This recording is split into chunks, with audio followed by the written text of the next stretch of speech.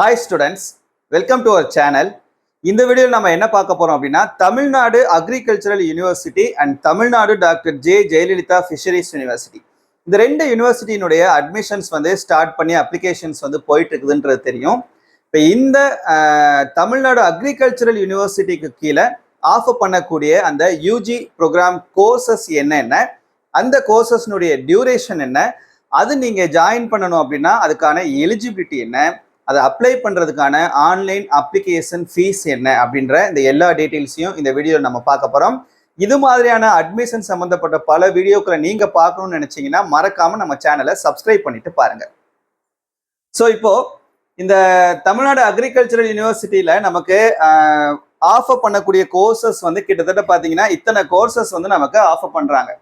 BSc agriculture, BSc horticulture, BSc forestry, BSc Sericulture, BSc Food Nutrition and Dietetics, BTech Agricultural Engineering, BTech Food Technology, BTech Biotechnology, BTech Bioinformatics, BTech Agricultural IT, அதாவது Information Technology, BSc Agri-Business Management and BTech EEE. சரியா? So இத்தனை courses நமக்கு offer பண்ணுறாங்க. இந்த கோர்சஸில் இந்த எல்லா கோர்சஸுமே பார்த்தீங்கன்னா இப்போ இதில் அக்ரிகல்ச்சரும் ஹார்டிகல்ச்சரும் நமக்கு இங்கிலீஷ் மீடியத்துலையும் இருக்குது, தமிழ் மீடியம்லையும் இருக்குது. இந்த கோர்சஸ் எல்லாம் இங்கிலீஷ் மீடியம் மட்டும்தான் அவைலபிள். தமிழ் மீடியம்னு பார்க்கும்போது பிஎஸ்சி அக்ரிகல்ச்சரும் பிஎஸ்சி ஹார்டிகல்ச்சரும் ஒரு சில காலேஜஸில் மட்டும் தமிழ் மீடியம் நமக்கு ஆஃபர் பண்ணுறாங்க. சரியா? ஓகே, இப்போ இந்த கோர்சஸ்னுடைய டியூரேஷன் என்னன்னு சொல்லி பார்த்தீங்கன்னா 4 years. சரி, எல்லாமே வந்து ஆனர் கோர்சஸ். 4 வருஷம் இதனுடைய டியூரேஷன். மொத்தம் 8 செமஸ்டர்ஸ். ஒரு வருஷத்துக்கு 2 செமஸ்டர் இருக்கும். ஸோ டோட்டலாக 4 வருஷத்துக்கு 8 செமஸ்டர்ஸ் இருக்கும். இதில் நீங்கள் 8 தடவை செமஸ்டர் எக்ஸாம்ஸ் வந்து எழுதுகிற மாதிரி இருக்கும்.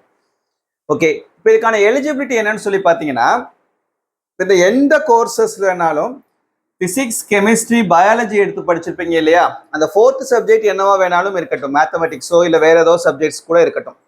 ஸோ அது படித்தவங்க நீங்கள் இந்த எல்லா கோர்சஸ்க்கும் அப்ளை பண்ணிக்கலாம்.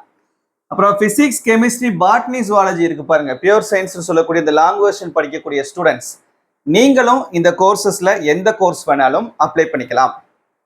Physics, chemistry, mathematics, computer science படிச்சிருப்பீங்க இல்லையா, நீங்க இந்த 4 கோர்சஸ்க்கு மட்டும் அப்ளை பண்ணிக்கலாம்.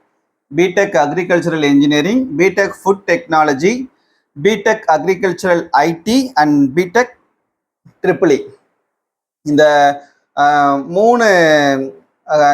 4 கோர்சஸ்க்கும் இந்த கம்ப்யூட்டர் சயின்ஸ் மேத்ஸ் படித்த ஸ்டூடெண்ட்ஸ் நீங்கள் அப்ளை பண்ணிக்கலாம். சரியா? ஓகே, இப்போ இதுக்கான அப்ளிகேஷன் ஃபீ என்னன்னு சொல்லிட்டு பார்த்தீங்கன்னா ஆன்லைன் மூலமாக தான் நீங்கள் அப்ளை பண்ணணும். ஸோ எப்படி நீங்கள் அப்ளை பண்ணணும்னு சொல்லிட்டு ஆல்ரெடி நம்மளுடைய சேனலில் டெமோ வீடியோவும் போட்டிருக்கோம். ஸோ அதை கூட நீங்கள் என்ன பார்க்கலைன்னா போய் பார்த்துக்கோங்க. ஓகேவா? அப்படி நீங்கள் ஆன்லைன் மூலமாக அப்ளை பண்ணும்போது எஸ்சி, எஸ்சிஏ, எஸ்டி இந்த கேட்டகரியில் வரக்கூடிய இந்த கம்யூனிட்டியில் வரக்கூடிய ஸ்டூடெண்ட்ஸ் உங்களுக்கான அப்ளிகேஷன் ஃபீ ஜஸ்ட் 300 rupees, 300 ரூபாய் பே பண்ணால் போதும். ஆன்லைன் மூலமாக தான் பே பண்ணணும். மற்ற கம்யூனிட்டியில் வரக்கூடிய ஸ்டூடெண்ட்ஸ் உங்களுக்கான பேமெண்ட் 600 rupees, 600 ரூபாய் நீங்கள் பே பண்ணுறது மாதிரி இருக்கும். சரியா? ஓகே, இதுக்கு நீங்கள் அப்ளை பண்ணும்போது லாஸ்ட்டாக டாக்குமெண்ட் அப்லோடிங் சொல்லிட்டு ஒரு ஸ்டெப் இருக்கும். அங்கே வந்து நீங்கள் வந்து ஒரு சில டாக்குமெண்ட்ஸ் அப்லோட் பண்ணுறது மாதிரி இருக்கும். ஸோ அதுக்கு அப்லோட் பண்ணுறதுக்கு நீங்கள் என்னென்ன டாக்குமெண்ட்ஸ் உங்களுக்கு தேவைன்னு சொல்லிட்டு பார்த்தீங்கன்னா உங்களுடைய ஃபோட்டோ, பாஸ்போர்ட் சைஸ் ஃபோட்டோ ஒன்று ரெடியாக வச்சுக்கணும். அதே போல் உங்களுடைய சிக்னேச்சர், ஒரு பேப்பரில் உங்களுடைய சிக்னேச்சரை போட்டு அதையும் வந்து ஸ்கேன் பண்ணி வச்சுக்கணும். அப்புறம் 10th மார்க் ஷீட், உங்களுக்கு ஒரிஜினல் மார்க் ஷீட் உங்ககிட்ட இருக்கும் இல்லையா, அந்த ஒரிஜினல் மார்க் ஷீட்டையும் ஸ்கேன் பண்ணி வச்சுக்கிறங்க. 12th மார்க் ஷீட் வந்து உங்களுக்கு ஒரிஜினல் மார்க் ஷீட் இன்னும் கொடுத்துருக்க மாட்டாங்க, ப்ரொவிஷனல் மார்க் ஷீட் அப்படின்னு சொல்லிட்டு பிரிண்ட் அவுட் எடுத்து வச்சிருப்பீங்க பிளாக் அண்ட் ஒயிட்ல.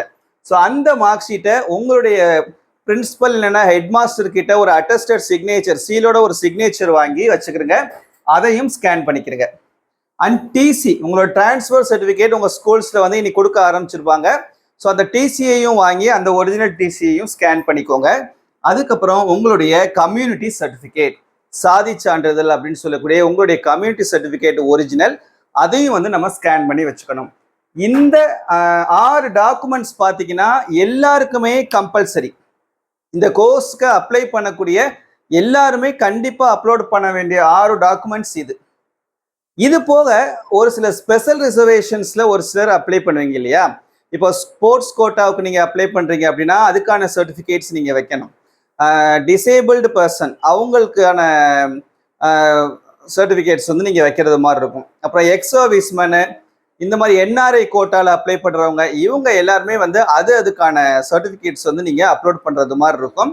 ஸோ அவங்க அந்த கேட்டகரியில வரக்கூடியவங்க அந்த டாக்குமெண்ட்ஸ் எல்லாமே வந்து நீங்க ப்ரிப்பேர்டா வச்சுக்கோங்க. சரியா? ஸோ ஒரு கோர்ஸ்க்கு அப்ளை பண்றதுக்கு முன்னால பல விஷயங்கள் நம்ம தெரிஞ்சுக்க வேண்டியது இருக்குது. அந்த டீட்டெயில்ஸ் எல்லாமே தெரிஞ்சுக்கிட்டு அதுக்கப்புறம் அப்ளை பண்ணா ரொம்பவே நல்லா இருக்கும். சரியா? ஸோ வேற ஏதாவது சம்மந்தப்பட்ட டவுட்ஸ் இருந்தாலும் மறக்காம கமெண்ட்ல கேளுங்க. தேங்க்யூ.